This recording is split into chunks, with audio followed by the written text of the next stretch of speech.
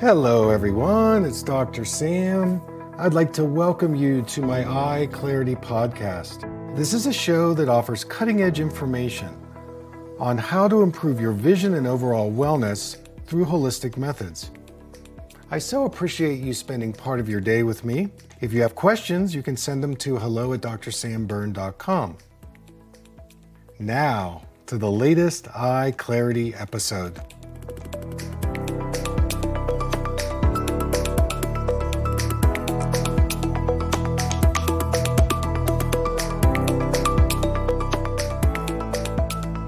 Hey everybody, it's Dr. Sam, and I want to welcome you to another EyeClarity podcast. This is a peek into a patient that I gave a telemedicine session. So a little backstory, he's a young man, and he works on screens all day. And I first saw him a few months ago, and he was having eye strain, floaters, red eyes, irritation. And I was able to reduce his myopia through his contact lenses. Basically, I took the astigmatism out of the prescription and I balanced his eyes. And the report is that he actually is doing better. His eyes feel more relaxed. But there's more. He wants more. So I hope you enjoy the show. Thanks for tuning in. So I think that's quite a big jump in the contact lenses. I just want to say that at the beginning. When you go from a minus 650 and a minus 6 down to a minus 550 in each eye, and the only difference you're seeing is your eyes are more relaxed, but it's equally as clear, a couple things come to mind that we could actually go even lower with the contacts or with the prescription when you're on your screen. So let me explain. Most prescriptions that we get when we go to the eye doctor are based on sitting in a room where you're 20 feet away and you look at the eye chart. That's kind of how it is. But that prescription is usually too strong when you're looking at your screen like 22 inches, 20 inches, or even your phone at 14 inches. So I think we may need to make an additional adjustment here in your prescription since you're spending primarily most of the day up close. So that 550 is still too strong for you. Now there's two ways we could approach this. So I'll give you both, and then we could kind of massage it, see which one is better. One option would be for you to go to the drugstore and get yourself a pair of glasses that you would wear over the contacts that would reduce the 550 even more. And the minimum prescription you could buy is a plus 1.25.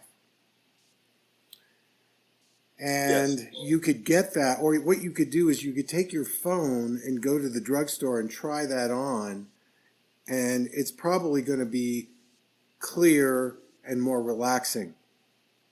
And if that's the prescription that works for you, then the next thing we need to do is we need to get you into a pair of blue blocking glasses. And what happens with the screen is it's emitting this blue light all the time. And blue light wreaks havoc on the eyes. First of all, it makes the eyes irritated. It cuts down on the circulation. It dries the eyes out. It would be like you going to a tanning salon.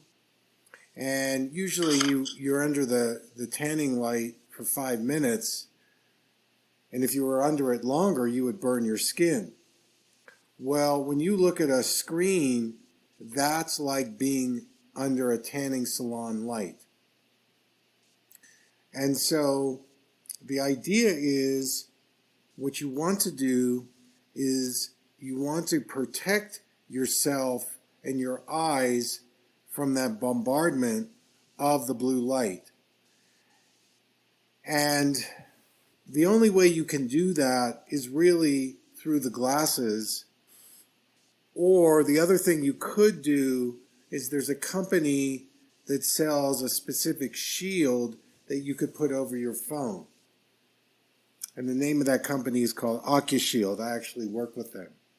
But I actually think the glasses, the blue blocking glasses, would work better than the shield. But we have to figure out what the reduced prescription is for you to wear over the contacts to protect your eyes. You see, I think that the blue light is still affecting the production of the floaters, even though they might be a little less. And I also think it's putting a lot of stress on your eyes, which is creating that grainy experience that you talk about when you look at a white ceiling or something that's lighter. And I think there's some stress going on here in your eyes because of the amount of exposure you're getting to the blue light, from the blue light. And so two things need to happen here. Number one, we need to somehow get you into even more of a reduced prescription for your screen time. And then once that's calculated, then adding the blue blocker so that you're protecting your eyes from the blue light. So that's kind of my diagnosis right now. So one of the questions that they had was, what is the process of going into the drugstore and trying the farsighted prescription over the contacts? See, the strategy is that he's wearing too strong of a lens for his screen time. Even though we reduced the distance prescription, now we're going to bring the prescription down even more. And I'm talking about how to go to the drugstore and do that. So you take your digital device with you and you can try on different lenses. So we were talking about, well, what if the 1 1/4 doesn't work? Then what does he do? And see which one of those feels the best and gives him the best clarity. So if the 1.25 doesn't work, then he could try the 1.5 or the 1.75. My opinion is that the 1.25 is going to be in his zone of, that's the sweet spot. I don't think if we went any less, I don't think he would see any difference. I think we have to give him that much of a magnification for him to go, oh, this actually is a little brighter, clearer, bigger. My eyes feel a little better. Like we could do like a 0.5 or a 0.75 or a 0.1. Now, they don't sell those in the drugstore, so that's where, he would either have to come to me or go somewhere to have them made up. And in certain instances, I would make that call. But I think that even at 5.5, I actually think his true prescription is somewhere around the 4.25 or 4.5 range. I think that part of the problem is that he was initially way overcorrected. And then they tried to correct him for this astigmatism situation, which totally failed. And this is the way the eye field is they tend to make the prescriptions too strong. I mean, I can tell you that 90% of the people that walk into my office, I have to reduce their prescription on them. And not only do I reduce their prescription, but they immediately say, I see things more clearly. So it's the way the exam is done and the machinery and the way how quickly it's done. So back to your question, I think the 1.25 is going to be the sweet spot for him. I'm confident, like the 550 was going to be good for him for distance. I think that the 550 with the plus 1.25, it's going to make it a net of a minus 4.25, that's going to work well for him. Now the other option would be for him to get some contact lenses, say at that power, minus 4.25, but he would still need a blue blocker over the contacts, which he could just go buy over the counter or whatever. There would be no prescription in it, but he might have a little difficulty seeing things farther away. Maybe, maybe not. He is in a process of reducing his nearsightedness and astigmatism. That's part of what's going on here. And the more he's able to reduce it, the better his circulation in his eyes, the less graininess, the less redness, and the less floaters, and the less halos. So that's kind of the method that I'm giving him to keep reducing. And if he comes back and he says, yeah, this works, 550, and then I had the plus 1.25, well, then what I would do is I would email him a pair of minus 4.25 contacts, and he could use those. And there's a big difference between a 4 and a 6. Huge. I mean, that is a huge difference. And I think that the more we can bring him down in his nearsightedness, his eyes are going to get healthier and healthier. But it's like wearing a straitjacket on your vision, or a very tight shirt, or a very tight pair of pants, or a tight pair of shoes. It's just the wrong size for him. So what happens if you're wearing a shoe that's too small for you? It's going to hurt after a while. And that, the person says, hey, don't worry, you'll get used to it. But meanwhile, you're getting circulation problems in your feet, and you don't want to walk. And it's the same metaphor. In this next segment, I talk about how to get rid of floaters. And this person is also having issues with halos. So here we go. I'll address the floaters. Those would be two things that are on my list. So let's start with the floaters.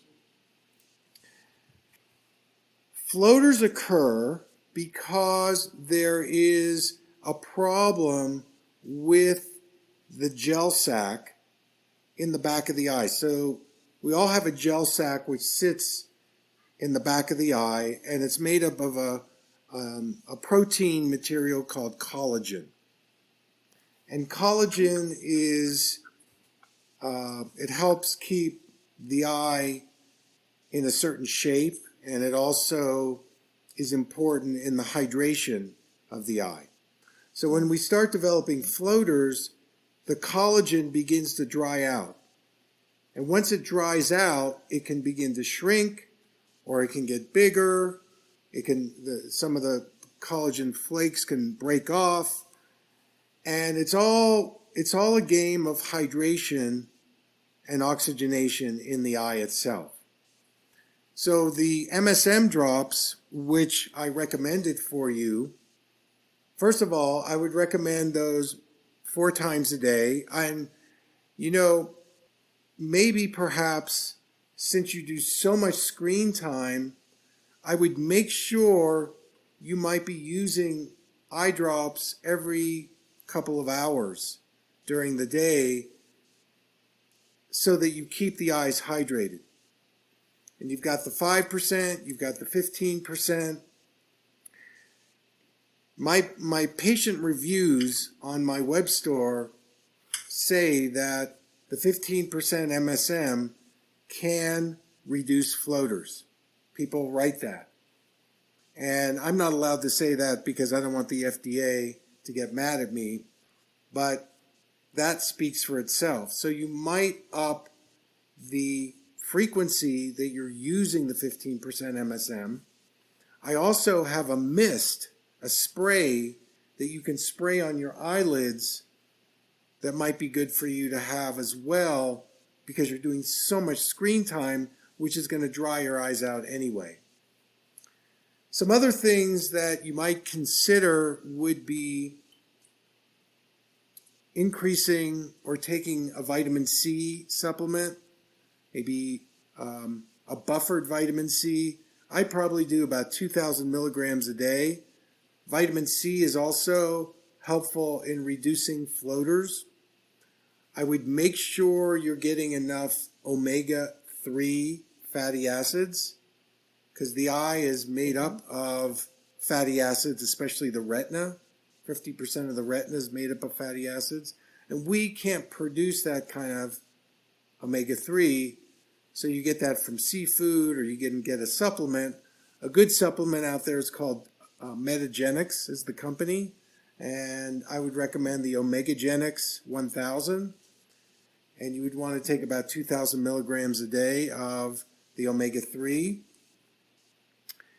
And then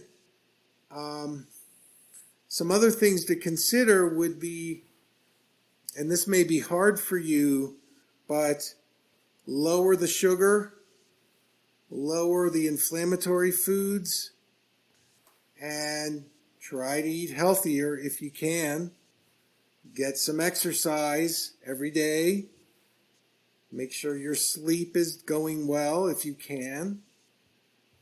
These are other factors that create obstacles in your ability to get the 15% MSM to work.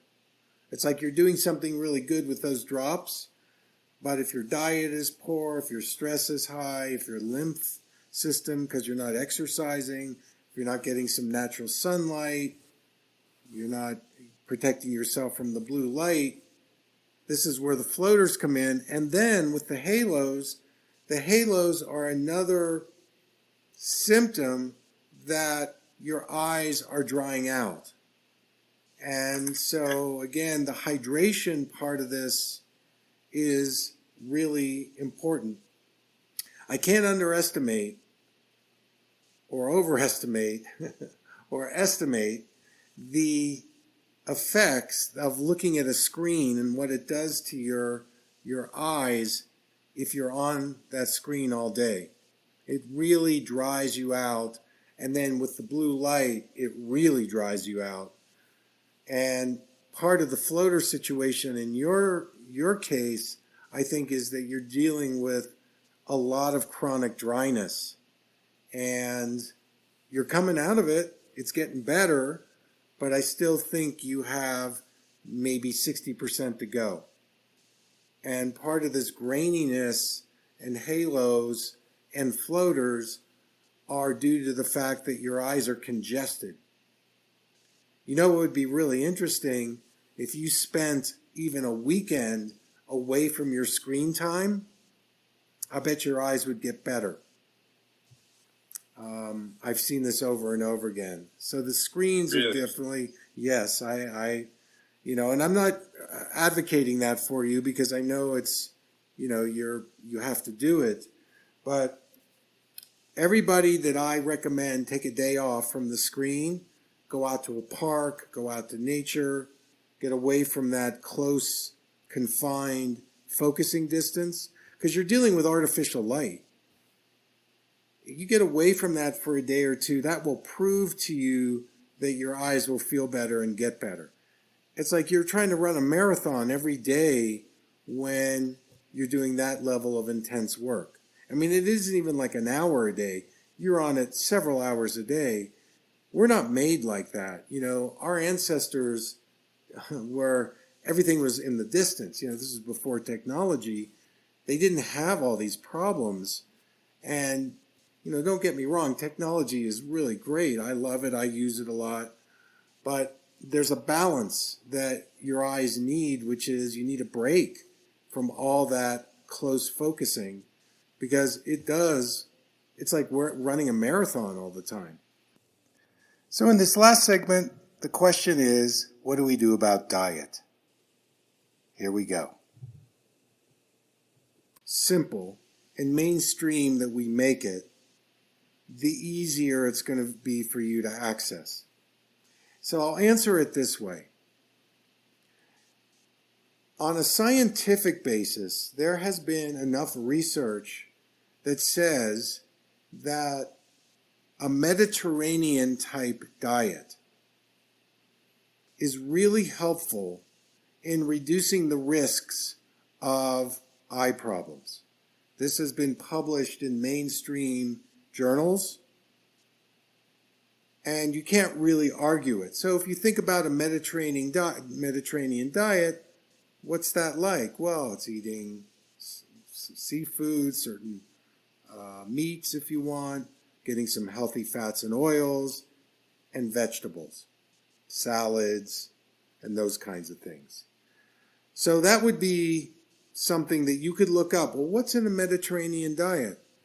What could I eat there? And probably you would enjoy it. It tastes really good. And it would probably be fairly easy for you to access it, but the health benefits are really high. And the reason is because they're combining fats and oils with good healthy vegetables and salads with seafood and maybe a little meat. That's pretty easy. And so that would be the one that I would suggest. Another guideline that you could look at would be get the colorful vegetables. You know, the red, the orange, the yellow. So what's a red vegetable? Bell peppers. What's an orange vegetable? Carrots. You got beets. And then yellow. Well, yellow could be like a yellow bell pepper. Or, you know, as we move into the fall and winter, sweet potato. That's got great nutrients for the eyes. Eggs have good nutrients for the eyes. Avocados have really good nutrients for the eyes. So you're doing the red, orange, yellow, green veggies, and then berries. So in the summertime, strawberries, blueberries, they're really good for your retina, really good for your circulation. Okay, so those would be, you know, some simple things you can do. I'm not a vegetarian, so, you know, I will have a piece of seafood once in a while. I would say this time in my life I'm more plant-based, for sure. I eat more salads and fresh foods. But when I was your age, you know, it was harder to do. So I looked for salads and stuff like that. And, you know, you just do the best you can. I think that even if you made a little bit of a change and tried to eat more live food, fresh food when you can, even once a day, you know, maybe your mom can buy you a Vitamix. That's a great tool to be able to make smoothies. So you could, you know, add a little ginger, turmeric, coconut water, a little kale, cucumber, celery, maybe a date, a little fruit. Grind that up. You could do medicinal mushrooms or a whey protein powder or something like that. So you drink your breakfast. And that's a great thing to do because you're getting good enzymes for your gut. And the other thing you might consider is supplementing with probiotics. So probiotics are the good bacteria in the gut. Garden of Life puts out a very good probiotics. Take that on an empty stomach in the morning when you wake up. Maybe drink a little lemon water, alkalinize your body. And, you know, then, you know, you can do your fish oil or whatever you're doing. And again, you know, if you got into being able to make yourself a smoothie in the morning, I mean, that's a game changer if you're going to do that kind of, you know, that kind of morning meal. It's incredible. You get so many great nutrients that way into your system through a blender or a Vitamix that, you know, even if you did it 2 or 3 days a week, you know, it's a lifestyle thing. So it just kind of depends. One other thing I would say about the floaters and the halos is make sure you're drinking enough water. I would do 8 to 10 glasses of water every day. And again, the type of water, you know, is important. At the very least, I would see if you could get some kind of reverse osmosis or, you know, some kind of filtered water that's a little higher quality than usually, you know, city water. So, I mean, these are all things, I don't know lifestyle-wise whether you can do these things, but they all make a difference. And they're all really helpful to you. And it's kind of what is needed for you to make deep changes. Because your nearsightedness is reflecting a deep tension in your eyeballs. When you're wearing a 6 or a 5, there's a lot of tension. You may not even be aware of the tension that you're carrying, but you are. And so if you start bringing that down and then feeding your body with really good nutrients, then you are empowering yourself to be healthy. So one of the things I love to do is inspire people, empower people to take back their vision and take back their health. And you can do it too. So that's our show for today. Thanks for tuning in.